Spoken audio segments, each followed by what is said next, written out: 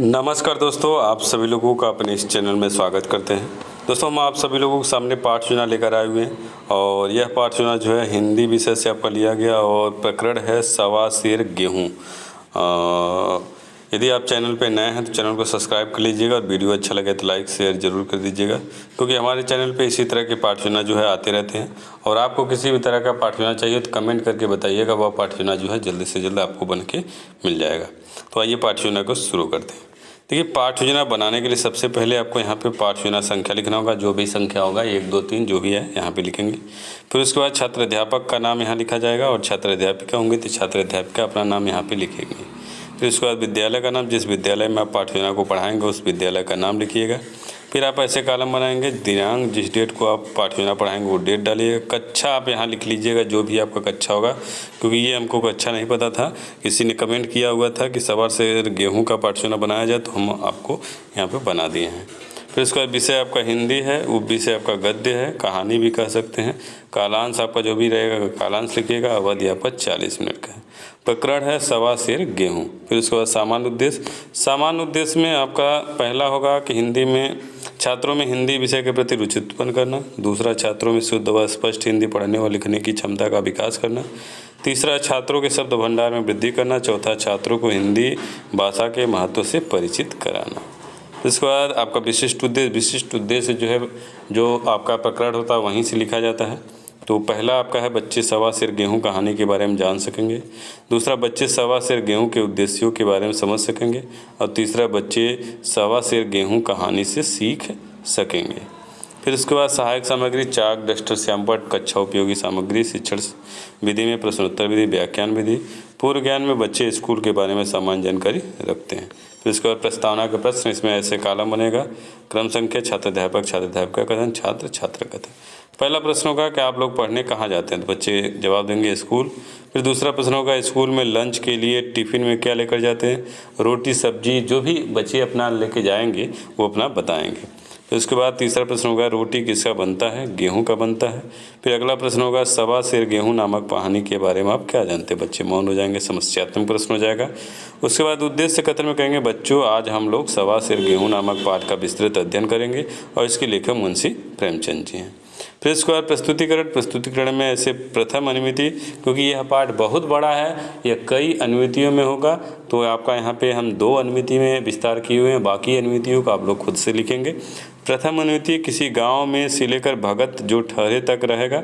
आदर्श वाचन आपका छात्र अध्यापका जो है सवा सेर गेहूँ नामक कहानी का उचित हाव भाव और लय के साथ शुद्ध उच्चारण का ध्यान रखकर आदर्श वाचन करेंगे और छात्र जो ध्यानपूर्वक सुनेंगे।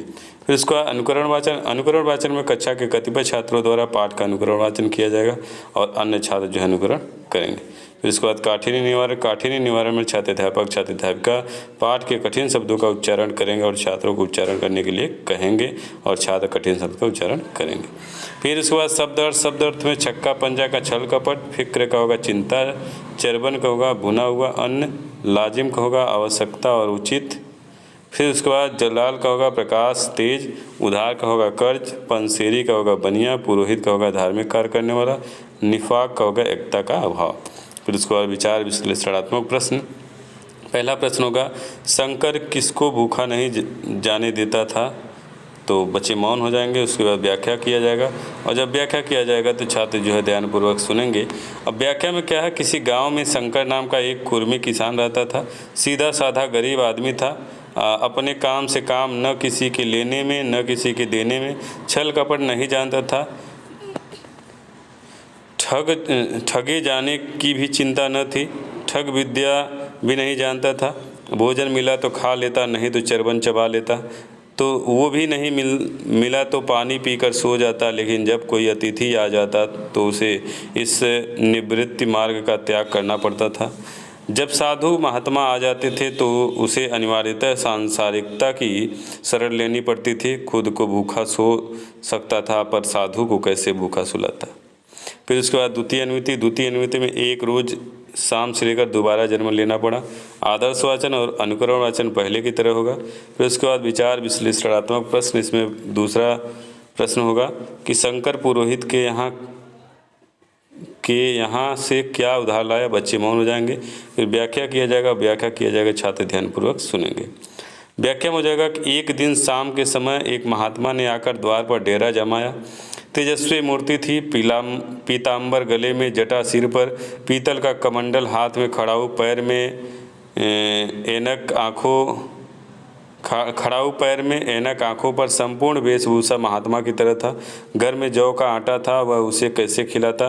बहुत सोचने के बाद अंत में निश्चय लिया कि कहीं से गेहूं उधार लाऊं, पर गांव भर में गेहूं नहीं मिला। गांव में सब मनुष्य थे, देवता एक भी न था, इसलिए देवताओं का खाद्य पदार्थ कैसे मिलता। सौभाग्य से गाँव के पुरोहित के यहाँ से थोड़ा सा मिल गया। उसने 1.25 सेर गेहूँ उधार लिया और अपनी पत्नी को उसे पीसने को कहा। महात्मा ने भोजन किया, लंबी तान कर सोए, प्रातःकाल आशीर्वाद देकर अपनी राह चल दिए। फिर अगला तीसरा प्रश्न हो जाएगा, शंकर को 1.25 सेर गेहूँ चुकाने के लिए कितने जन्म लेना पड़ेगा। बच्चे मौन हो जाएंगे। फिर उसके बाद व्याख्या करेंगे, व्याख्या में छात्र ध्यानपूर्वक सुनेंगे। व्याख्या में होगा कि पुरोहित जी साल में 2 बार खलिहानी लिया करते थे। शंकर ने दिल में कहा, 1.25 सेर गेहूँ इन्हें क्या लौटाऊं, पंसेरी बदले कुछ ज़्यादा खलिहानी दे दूंगा, यह भी समझ जाएंगे, मैं भी समझ जाऊंगा। चैत में जब पुरोहित खलिहानी लेने पहुंचे तो उन्हें 1.5 पंसेरी के लगभग गेहूँ दे दिया और अपने को उत्तीर्ण समझकर उसकी कोई चर्चा नहीं की। पुरोहित जी फिर कभी मांगा नहीं। शंकर को क्या मालूम था कि यह 1.25 सेर गेहूँ चुकाने के लिए मुझे दूसरा जन्म लेना पड़ेगा। फिर इसके बाद बोधात्मक प्रश्न में पहला होगा, शंकर का स्वभाव कैसा था। दूसरा होगा, शंकर को भोजन नहीं मिला तो क्या करता था। तीसरा है, पुरोहित जी साल में कितनी बार खलिहानी लेते थे। फिर श्यामपटकार में छात्राध्यापक छात्रों को काठिन्य निवारण अपनी कॉपी पर लिखने को कहेंगे। फिर इसके बाद निरीक्षणकार में जब छात्र श्यामपटकार कर रहे होंगे तब छात्राध्यापक कक्षा में घूम कर निरीक्षण करेंगे। फिर उसके बाद पुनरावृत्ति के प्रश्न में पहला होगा, साधु महात्मा किसके घर आकर डेरा डाला। दूसरा होगा, शंकर गांव में क्या खोज रहा था। तीसरा, शंकर 1.25 सेर गेहूँ किसके यहाँ से उधार लाया। फिर उसके बाद गृहकार में बच्चों कल घर से मुंशी प्रेमचंद की जीवनी लिखकर लाना। तो ये हम लोगों का आज का पाठ योजना रहा। आपको भी किसी भी तरह का पाठ योजना चाहिए तो कमेंट करके बताइएगा और क्लास ज़रूर बता दीजिएगा कि किस क्लास में आपका ये पाठ योजना है, तो हम आपको उस तरह से आपको बना के दे देंगे। तो बस आज के इस वीडियो में इतना ही। धन्यवाद दोस्तों।